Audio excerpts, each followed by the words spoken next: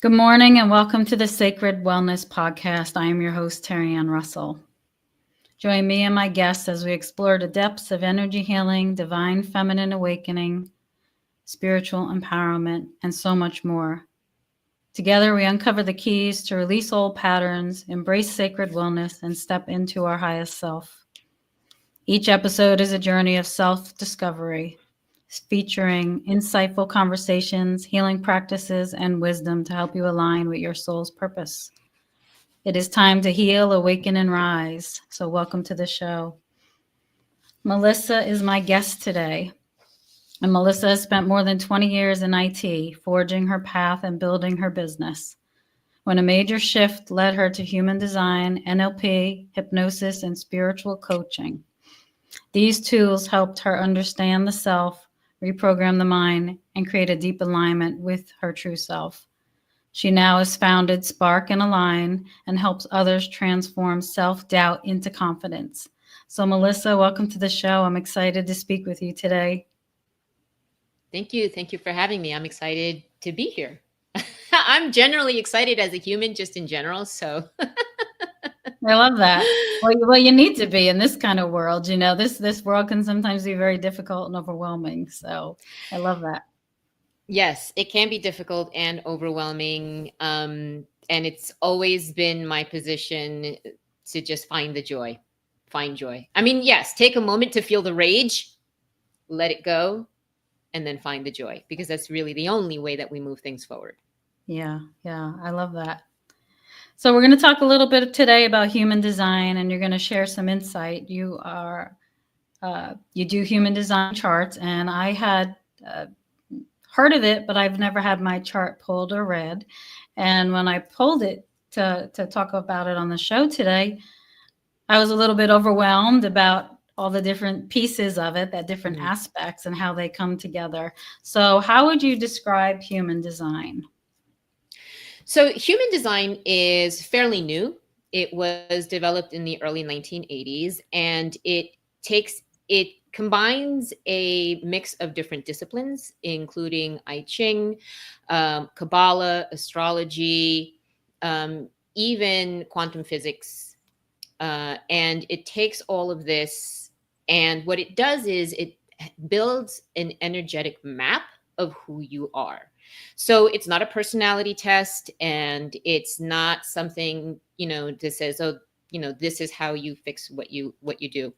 It tells you this is how your energies are designed to move more freely, defined in certain ways.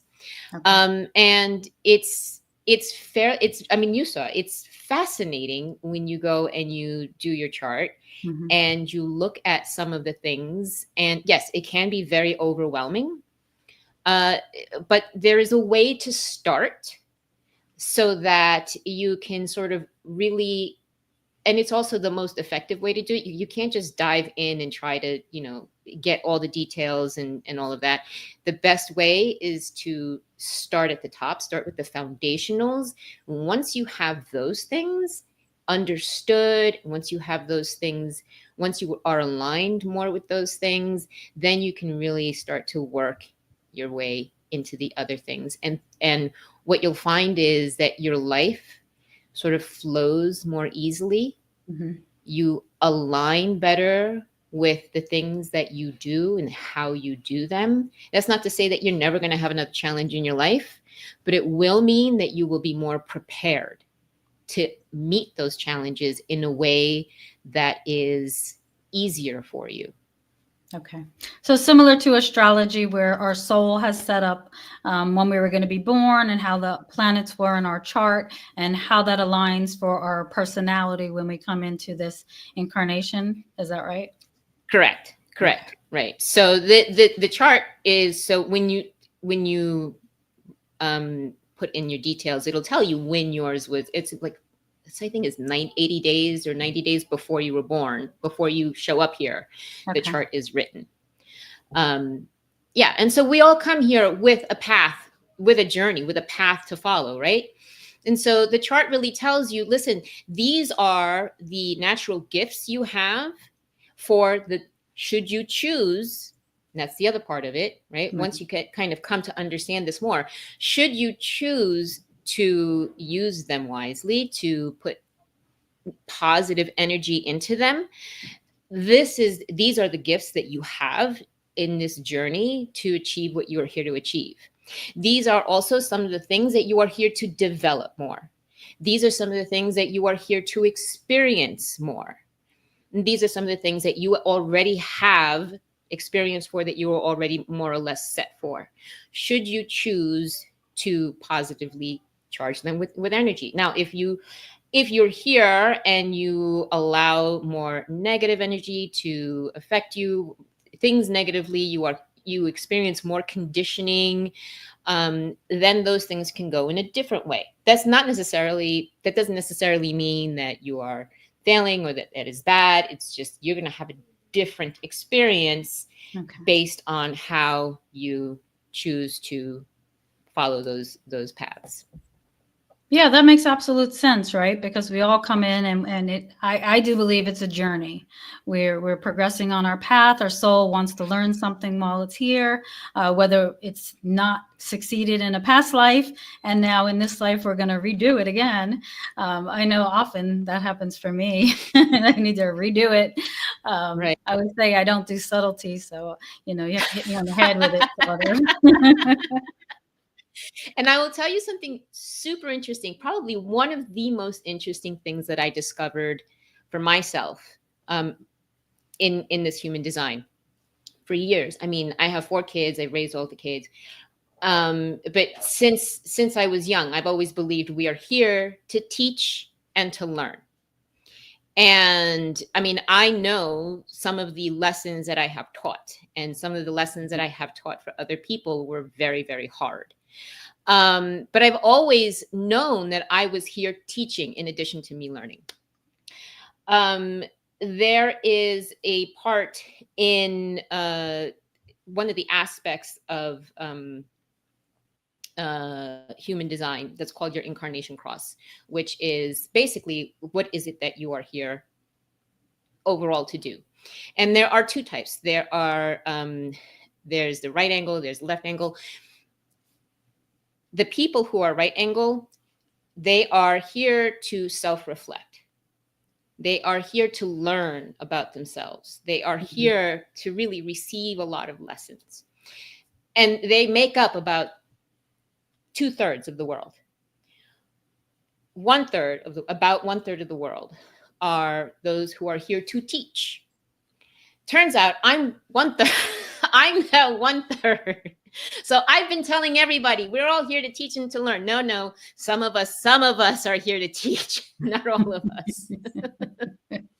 Although I do believe that all of us we do end up teaching, but not as intentionally as others. Right. No, I definitely would agree with that. So can you walk us through a little bit about the major components? I was looking at, I guess, authority, the centers, energy types. Right. So all right. So you did share with me your chart. Yep. And so what I want to do is I want to go over the foundationals, right? So there are just a few things that you really want to start with. And that is going to be your type, your profile, your inner authority, your strategy, and your not self theme. And the not self theme really goes with your profile. So your type, you are a generator. So what is a generator? A generator, kind of like how the name implies, a generator is really the powerhouse of humanity.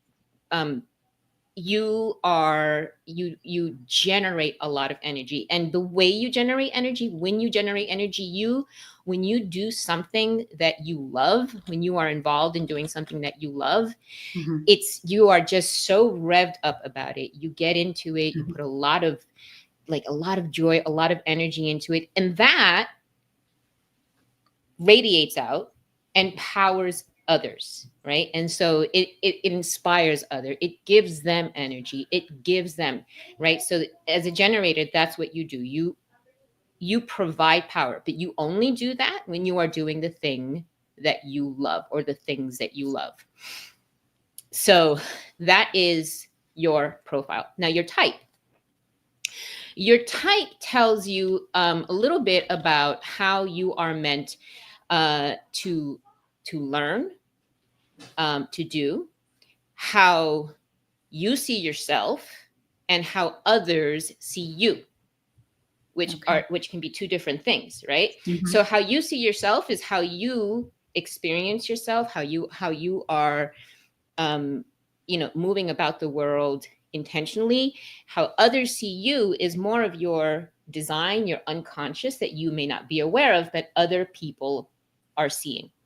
Okay. So you are a 3-5, right? So you are a martyr heretic. So a 3, or a line 3, the martyr is someone who, so on your how you see yourself, someone who needs to do trial by error, needs to try all the things, only is going to learn when they do, when they fail, when they learn through doing, right? On the martyr side, now how other people see, on the heretic side, how other people see you. Other people see you as, you're the answer to my prayers. You're what I'm looking for. The sort of downside to that is when you don't meet up to those expectations that they have put on you that you didn't necessarily ask for, they feel disappointed in you. Right. That's not something that you asked for, right? They did that. But there's this sort of dichotomy, right? Where you have to do trial by error, but other people are seeing you as the answer. But that's kind of like the balance. But the thing is, you'll have the answer because you've done all the trial by errors. You understand what I'm saying? So that's your profile, right? The martyr heretic. Okay. So those are the two for you to understand. Now, then we move on to the inner authority. So you're a sacral inner authority. So the inner authority is how we make decisions. What part of our body do we use to make decisions? So as a sacral authority, you and I are also, I'm a sacral authority as well. Sacral authority, we respond from our gut, right? So when something is, it's either a hell yes or it's a no. If it's it's a no. Right. It's just a no, right? And we'll feel it. It's visceral. For some people, it'll come out of their voice. It'll come out from them, right? So say someone will say, "Hey, do you want to go to the movie?" Yeah. Yeah, so that. For some people like me, it'll just like your whole body's like just into it. And you'll feel that like when you want to start a new project as a generator, you're thinking, oh, this is something I want to do. Your whole, like you just feel the energy just surge through everywhere. That's the sacral authority. Sacral authority is, you've got to listen to that. If you are not lit up everywhere, then it's a no. And you've got to be okay with that. Not only that, if something changes, if whatever the offer is changes, then you've got to be okay. And then that response changes, that's fine. You've got to be okay with that. Yeah. You've got to be okay with listening to what your body says, not your mind. We've got to get out of the mind. Just get out of the mind, right? And then, so along with that is the strategy. So the strategy is, how is it that you come to make decisions on what is it that you want to do? So you, as a, see, let me take a look at what your strategy was. You're a respond, right? Because you are a generator. So respond. So respond means there are those, for example, projectors, they need to be invited to do something. For generators, manifesting generators as well, it needs to be able to respond. In other words, you have to have a bunch of different options available to you for you to say, oh, yes, that one. Oh, no, not that one. Oh, yes, that one. it's not something that you initiate. You're not an initiator. You're not the one that sits there and thinks of an idea and starts from scratch something. It's something that it's an opportunity that is made available to you in some way. And you say, oh, yes, that's what I want to do. Again, with the whole body, Right. with the whole body. So that is just your strategy. Now, you're not self-theme. The not self-theme is really, really just how do you know you're on the right path? As a generator, if you are frustrated, it's fairly simple. If you are frustrated, you're not on the right path. I mean, it's kind of obvious, right? If something is It is now, many years later, after doing this work, it is now. right. It's like, stop beating the dead horse. As soon as you find that you are frustrated, find where it is that you need to release and realign with something else. Okay. Because what you're looking for is satisfaction at all points. Satisfaction. That's all you're looking for. So those are, once you have those things, once you can get a handle on those things, right? Mm-hmm. Once you say, okay, now I understand it's okay that I'm trying all these things and they're not working. And it's not that I'm just some like failure or loser. It's just, this is the way I have to learn. This is how I have to do it. And I'll do it until I learn it. And that's fine. And giving yourself the permission to do that.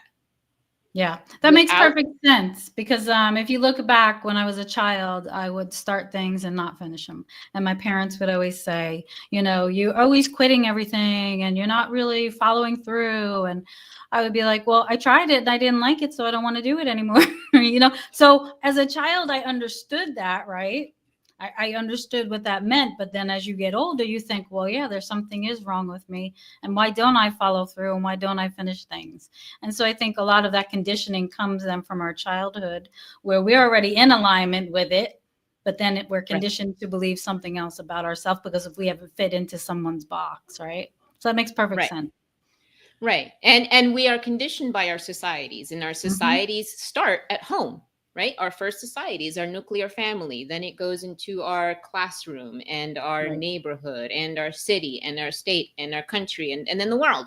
So we have all of these societies giving us all of this input. And it's so difficult for us to kind of, after a while, especially after we become adults, because we have been so conditioned by so many things to say, no, this is really not who I am. Instead, we end up saying, this is not how I'm supposed to be. This is not right. And so for things like that, and this is why we developed the practice the way we did. So we do human design, where we go over, you know, what I went over with you, but also into a lot greater detail. And then through this and, you know, discussing it, we then uncover those blocks that come through conditioning, right? So say, for example, like I'm saying, oh, you know, you're 3-5, a martyr heretic. And so you're supposed to be able to try things. And if you're frustrated, keep it moving. If you're frustrated, you know, you want to do things that only light you up. You really just want to do the things that you love, because that's how you're going to have the energy. And if I'm talking to someone who is burnt out, who just feels like a failure because they're, you know, they can't get past a certain point, they can't get it to be done and all of that. Now they have a better understanding, but they still have that block. They still have to get past that. So using tools like NLP and hypnosis goes a long way, because now what we're doing is we are going directly to the unconscious. We don't want to spend months, years in therapy, you know, on a couch. Well, why? What did your mom say? Like, that's not, like, we get it. Like, it's conditioning. How do we reprogram the system? How do we get in there, reprogram the nervous system, reprogram the unconscious, so that we can clear that block and work with the new understanding that you have, and let the energy flow the way it's supposed to flow. And then once we've got that worked out, and they are working in more in line, they allowing themselves to do the trial and error. They're allowing themselves to only say yes to the things that light them up, to let go of the things that give them frustration. Now, then we can dive deeper into the other things of, their defined gates and how they can really take advantage of those, and their, and their channels and all of that. And then the spiritual coaching that we do then takes them into bringing them into greater and greater alignment with Right. who they are. So Yeah, I love that. Yeah, it's so powerful. It's such a powerful blend of work that you do. I do hypnosis with clients, and I am always amazed at the shifts that are able to come through just gaining an awareness and reaching, the subconscious mind, because a lot of that stuff is subconscious. I mean, when I tell you, that piece of me that quit things when I was a child, it was something that was very subconscious. Like, I would just do it automatically. It wasn't something I was thinking about. right, Right. right. So it was very subconscious. And when I learned much later on in life, and that's why I love about what we do, and when you're helping others, because it doesn't have to take others, like you said, years and years of therapy or years and years of going through these trials and errors before we can really understand, at a core level, who we really are and why we're here and what we're here to do. So once somebody has all of this together and they're working with you, and you've worked in their chart and you've done the hypnosis, getting them into that alignment, would you find then that they are just much more happy? They're much more at ease. They're less frustrated. They're definitely much more at ease. They're much more confident. They are much more comfortable in their own skin. I think confidence is probably the best thing. Yeah. Probably my favorite thing, because they learn to. So these are kind of some of my tenets, right? You need to have curiosity, courage, trust in yourself and the universe, in order to be able to step into your power and follow your joy.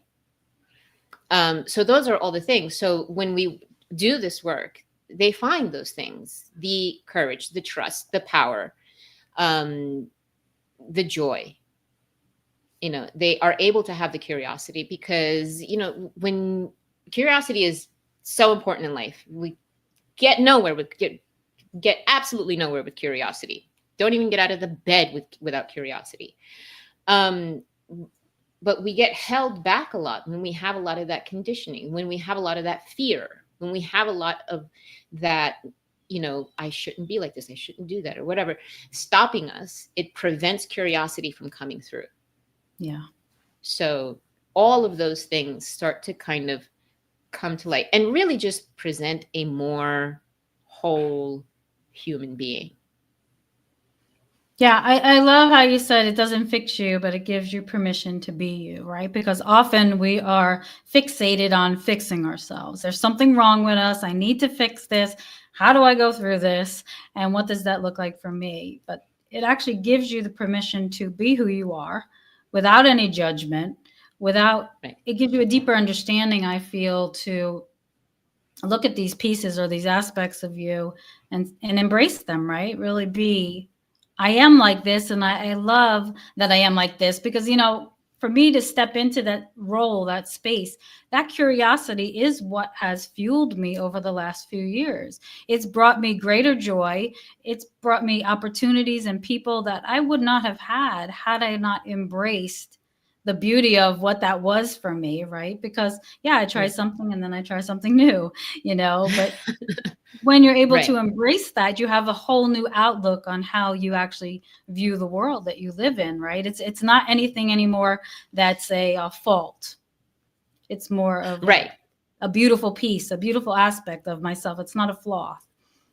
Right. And so when we talk about, oh, well, how do you fix that? That goes back to that sort of, I almost want to say, old world thinking of, how people should be, that societal structure of, this is how it should work. This is how you should be. This is how you should function. And I mean, I think we can both agree that we are coming into this completely new new space, new world, an awakening. And people are coming to the understanding that we all function differently, but we can still function as a whole. We can all be a different piece of this beautiful, beautiful machine. Not every cog is going to look the same, and some are going to turn this way, some are going to turn the other way, some are going to be big, some are going to be small, whatever it is. We're all going to serve our very important purpose, because all of us are here for a very specific, very important purpose. None of us are, unnecessary. None of us, this whole unworthy thing just escapes me completely. We are all integral to this entire system, and we are all integral in the way that we show up. Right. In the way that we show up as who we are. Once we start to be like another, then we don't function as well. Right. Then we don't have as much to offer, because that's not who we are. And all those gifts that we came with, that we had to share, all those things that we came to receive. And when we receive, that means somebody else is giving. If we're not receiving, someone else is not getting the opportunity to give to us. Right. It's all interconnected. And so we have to be able to understand that how we show up is not only perfectly fine, it's expected, and it's in fact perfect. So human design allows us.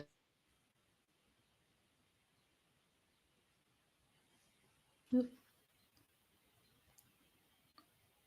think you froze up.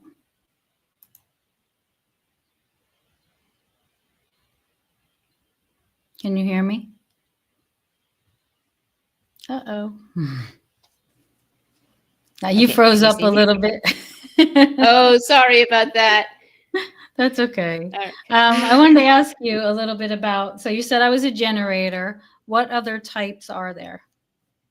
So there's a generator. Excuse me. There's a manifesting generator. There's a manifester. So the manifesting generator is a smaller percentage. The manifesting generator, they are the doers and the energy makers. The manifestors, the doers. There are the projectors and the reflectors. And a projector will show you who you are, and a reflector will just take everything. A projector will take a look at everything that's going on and project best solutions. A reflector will take everything that it's seeing and show you who you are. So what I've come to see is that a lot of psychics tend to be reflectors, because they are the most open, so they take in a lot of the most energy, and they need to in order to do what they do when they are transmitting information. Right. So so those are the different types, and those different types, we are all needed in this world to make the world go round. Yeah. To move us forward. Would you say the whole chart really speaks to people's life purpose, or is there just a specific chart of the chart that speaks to the life purpose? The whole chart speaks to the life purpose, and different charts speak to how you function in. So like there is the head is where ideas come in, the ajna, the throat, how you communicate, the G centers, how how you think of who you are, the heart center, love. It's all different aspects of how you show up in this journey and who you are. I love that. Tell me a little bit about this transformational shift that you're working on and that you're going to be sharing with us. I'm going to share your service on the link afterwards, after our show today, but it's a service you offer now. Can you tell us a little bit about that? Yeah, so the transformational shift is for those who really, that's what it is, who are feeling stuck, who are feeling burnt out, who are feeling like, I don't understand, why is it I'm doing everything that everybody says I should be doing and it's just not working for me. because it's not you, right? Mm-hmm. So the transformational shift is a 2-session package, and it's the first session's an hour and a half, where I go over your human design chart with you. And we go over not just the foundationals, but your channels, your gates. And we really discuss not only what your gifts are and what your type and all of that is, but I want to hear from you where you feel that you have, have the most conditioning, where you feel like, oh my God, I thought I was nuts. I didn't know that that was something that was natural to me. I've been working against that. I want to hear about that, because I want to know how I can best help you get you past this. Let's move you past what's been kind of like gunking you up, gunking up the works.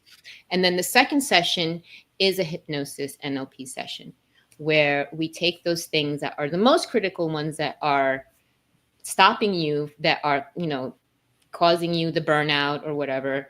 And we do the hypnosis, the NLP, to move you past. Okay. That's awesome. I love that. I think that'll be really important for a lot of people to experience and work through their stuff in this life, and just have a better understanding of who they really are. Can you share with us where my listeners can find you? Sure. My website is sparkandalign.com. And I'm also on Instagram, if you want to find me, at Melissa Minchala. But Spark and Align is where you can find more information on the transformational shift. Okay. And on Instagram. My pen just ran out. Instagram. Awesome. I just want to ask before we finish up. So if somebody today had their chart done and they wanted to live more in alignment with who they were, who they are, what's just a couple of quick things that they can do? Because most people really, I feel like they understand this, right? I understood that when I'm doing something I don't want to do, it was frustrating, right? Right. A perfect example for me is I kept being put towards working with schizophrenics. That's not something that Terry Ann wanted to do at all. And having experienced that, it was very difficult work for me to do. So that frustration, sometimes shows up, right? And so how can people get more in alignment? Like, I was aware because I'm aware of what that is for me, but how can people become more aware of what it is for them to live in their... So let's say you go and you get your chart done and you find I'm a generator, and it's frustration. For projectors, it's bitterness.